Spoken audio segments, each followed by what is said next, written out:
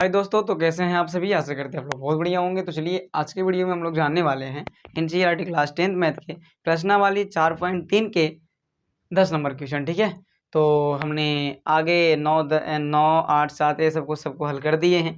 आप जा करके प्लेलिस्ट को चेक कीजिए। चलिए, तो अब हम लोग हल करने वाले हैं 10वां नंबर क्वेश्चन। ठीक है, जो आपका स्क्रीन पे कुछ दिख रहा होगा जो क्वेश्चन है आपका। ठीक है, और हम यहाँ पर छाप दिए हैं जो माना मानी चीज़ें होती है, जो जिसमें ज़्यादा टाइम लगता है लिखने में, वो आपको पहले से ही बोर्ड पे हम लिख देते हैं, जिससे कि हमको ज़्यादा टाइम लंबा वीडियो ना बन सके। ठीक है, तो चलिए वीडियो को बिना विलम्ब करते हुए स्टार्ट करते हैं और समझेंगे सबसे पहले क्वेश्चन को, क्योंकि क्वेश्चन नहीं पढ़े तो फिर कुछ समझ में आने वाला है नहीं आपको। ठीक है, चलिए तो क्वेश्चन क्या कहता है कि मैसूर और बेंगलोर के बीच की दूरी 132 किलोमीटर है। ठीक है, ये जो मैसूर है और बेंगलोर है, ये दोनों के बीच की दूरी कितना है, तो 132 किलोमीटर है। ठीक है, चलिए उसके बाद में कहता है यात्रा करने में एक एक्सप्रेस रेलगाड़ी जो है, हाँ 132 किलोमीटर की यात्रा करने में एक एक्सप्रेस रेलगाड़ी जो है, इसको रेलगाड़ी बोलते हैं। ठीक है, सवारी गाड़ी से 1 घंटा कम समय लेता है। बिल्कुल, जैसे सवारी गाड़ी और एक्सप्रेस की चाल जो है से अलग अलग होता है। एक्सप्रेस की अधिक होता है और सवारी की कम होती है। तो आपको स्वाभाविक पता होगा आपको कि रेलगाड़ी जो है सवारी गाड़ी से कम समय लेगा, नहीं काहे कि वो स्पीड चलती है। ठीक, चलिए तो वही बोल रहा है कि 1 घंटा कम समय लेती है। कौन, तो एक्सप्रेस गाड़ी। किससे, तो सवारी गाड़ी से। चलिए तो कहता है कि मध्य में स्टेशन मिलता है, उस पर रुके या न रुके उससे मतलब कुछ नहीं है। ठीक है, स्टेशन पे ठहरे का समय ध्यान नहीं लेना है आपको। और यदि एक्सप्रेस रेलगाड़ी की औसत चाल सवारी गाड़ी की औसत चाल से 11 किलोमीटर प्रति घंटा अधिक हो। ठीक है, देखिए ये जो एक्सप्रेस रेलगाड़ी है, ये जो सवारी गाड़ी से 11 किलोमीटर प्रति घंटा अधिक चलता है। ठीक है ना, अधिक हो तो दोनों रेलगाड़ियों की औसत चाल ज्ञात कीजिए। वही चाल ज्ञात करना है रेलगाड़ी की और किसकी, सवारी गाड़ी की। चलिए तो बिल्कुल आसान है, अब ध्यान से सुनिएगा और समझिए पहले जो लिखा हुआ है बोर्ड पे। सबसे पहले मान लेना है कि सवारी गाड़ी की समान चाल क्या होगा, तो 1 किलोमीटर प्रति घंटा। जैसे हम लोग को पता तो नहीं ना है कितना से चल रहा है, क्या चल रहा है, वो तो ड्राइवर जानेगा, लेकिन हम लोग को ये इतना मान लेना है कि एक्स मान के रखना है फिलहाल कि 1 किलोमीटर प्रति घंटा वो चलता है। ठीक है, उसी तरीके से एक्सप्रेस गाड़ी की समान चाल आपको पता है, बताया क्वेश्चन में कि जब रेलगाड़ी चलेगा, रेलगाड़ी जो है से चलेगा, देखिए हाँ सवारी गाड़ी ना, सवारी गाड़ी चलेगा 1 किलोमीटर प्रति घंटा, तो ये जो है से 11 किलोमीटर प्रति घंटा अधिक चलता है। किससे, तो सवारी गाड़ी से। कौन, तो रेलगाड़ी ज़्यादा चलता है। चलिए तो वही यहाँ पास दिया गया है 1 + 11 किलोमीटर प्रति घंटा, क्योंकि बिल्कुल चलेगा, वो स्पीड चलवे करेगा, धीरे धीरे चलने से उसको कुछ है नहीं। ठीक है, चलिए तो और बताता है कि मैसूर और बेंगलोर के बीच की दूरी जो है 132 किलोमीटर है। इसके जो बीच की दूरी है, चलना है जो ट्रेन की और सवारी गाड़ी को कितना दूरी चलना है, तो 132 किलोमीटर। ठीक है, चलिए ये दिया गया था और हम लोग अब इससे समझेंगे कि चूंकि सवारी गाड़ी द्वारा लिया गया समय, जब समय निकालेंगे तो आपको फॉर्मूला क्या होता है, समय बराबर तो दूरी बटे चाल होता है। देख लीजिए, समय बराबर दूरी बटा चाल होता है। देखिए तो दूरी आपको दिया गया है 132 किलोमीटर, जिसको हम लिख दिए हैं, और आपको चाल जो है सवारी गाड़ी के क्या माने थे, एक्स माने थे, तो बटा में एक्स दे देंगे क्योंकि चाल है 1 किलोमीटर प्रति घंटा। समझ में आया, और ये समय निकाल रहे हैं इसलिए घंटा में दिए हैं। समझ रहे हैं ना बात। चलिए, और जबकि एक्सप्रेस गाड़ी द्वारा लिया गया समय, तो 132 तो दूरी है ही, और चाल क्या हो जाएगा, तो x + 11 घंटा। ठीक है ना, x + 11 चाल है कि नहीं, देख लीजिए ऊपर में लिखा हुआ है, वही चीज़ को लिखे हैं खाली। समझ में आ गया बात। चलिए एक लास्ट में टॉपिक सबसे शुरू में बोला था, क्या बोला था कि देखिए यहाँ से कि 132 किलोमीटर यात्रा करने में एक एक्सप्रेस रेलगाड़ी सवारी गाड़ी से 1 घंटा कम समय लेती है। 1 घंटा का लेती है, कम समय लेती है। तो इसको इस तरीके से लिखेंगे। सबसे पहले दोनों को आपको बराबर में लिखना होगा, तो 132 बटा x लिख लेना है सबसे पहले, और बराबर 132 बटे x + 11। इतना समझ में आया आपको। दोनों क्या करना है, बराबर में। जो 1 घंटा बोल रहा है कम समय लेती है, इधर लगाएंगे। क्यों इधर लगाएंगे, आपको पता है कि जब इधर, ध्यान से देखना है, समझना है, जब हम इसको इधर लगा दें तो दोनों को बराबर करना होता है। तो ये तो ऑटोमेटिक पहले से कम है, क्या कम है, चाल। ठीक है ना, ये तो ऑटोमेटिक पहले से कम है, और इसको घटाएंगे तब ना जाकर दोनों मैच करेगा। ठीक है, बराबर हो जाएगा। तो आपको चुपचाप इधर एक घटा देना है, दोनों को बराबर में लिख करके।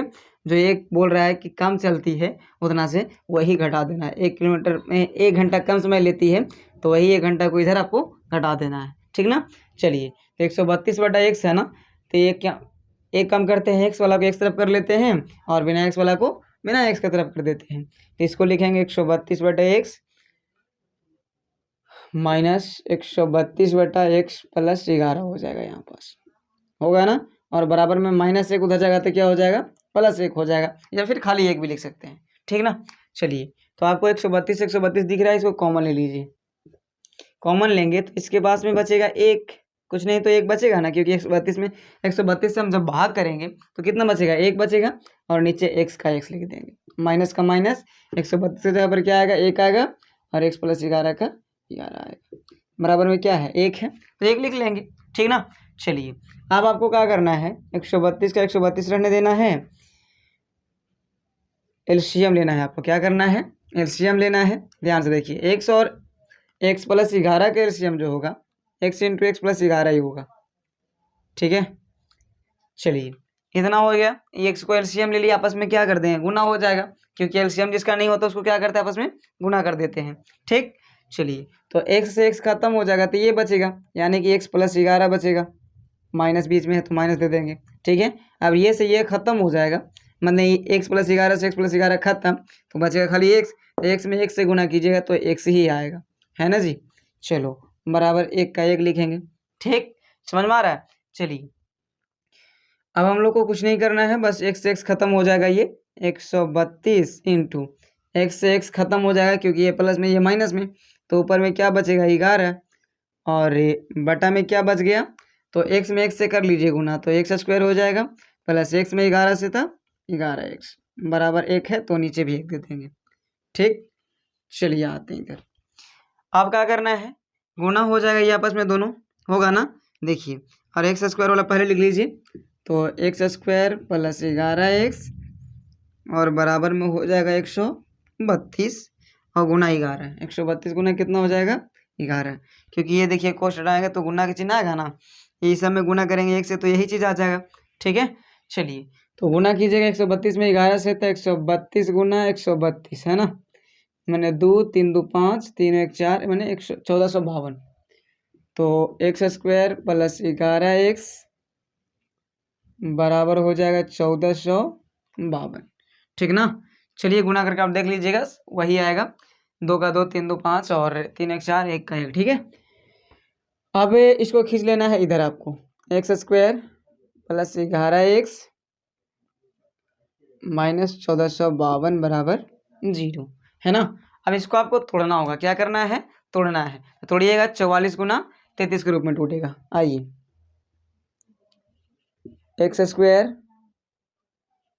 + 44x,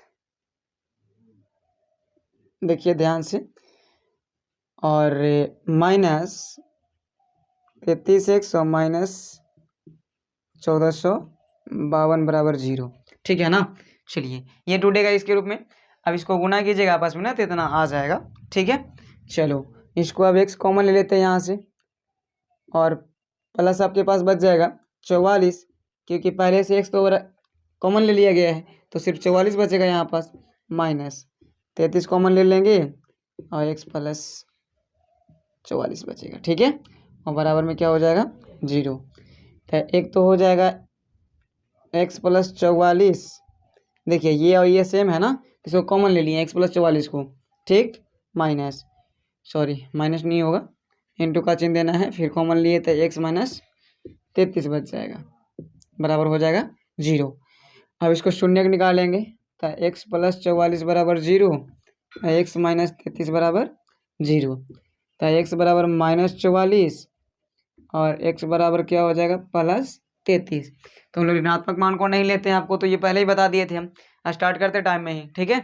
चलिए, तो यही क्वेश्चन को आपको समझना है, x बराबर क्या आ गया, 33, माने कि जो सवारी गाड़ी है वो प्रत्येक घंटा में कितना चलेगा, 33 किलोमीटर, कितना चलेगा, 33 किलोमीटर। तो यही लिखना है कि अतः, देखिए बताते हैं आपको, लिखने का तरीका बता देते हैं, ठीक है, जो आप माने हैं ना वही चीज़ को, तो यहाँ पर खाली अतः सवारी, यहाँ से लिखना है, यहाँ से लिखना है, अतः करके चुपचाप, अतः सवारी गाड़ी की सामान्य चाल x किलोमीटर था, तो 1 किलोमीटर की जगह पर क्या लिखना है आपको, 33, ठीक है, 33 किलोमीटर प्रति घंटा। अब हम लोग को निकालना है रेलगाड़ी की सामान्य चाल, तो रेलगाड़ी की सामान्य चाल x + 11 था ना, रेलगाड़ी कितना था, रेलगाड़ी की चाल कितना था, x + 11 था, तो 33 + 11 जोड़ेंगे तो क्या आएगा 44 ना, नहीं इधर 33 इधर चौके, हाँ 44, कितना आ जाएगा 44 किलोमीटर प्रति घंटा। बात समझ में आया। तो रेलगाड़ी का जो चाल होगा समान 44 किलोमीटर प्रति घंटा, और इसका जो चाल होगा किसका, तो सवारी गाड़ी का, तो कितना हो जाएगा 33 किलोमीटर प्रति घंटा। ठीक है, तो ऐसे करेंगे। ये वीडियो आपको बहुत बढ़िया समझ में आ गया होगा, तो मेरे चैनल को सब्सक्राइब कीजिएगा, लाइक कीजिएगा और शेयर कीजिएगा।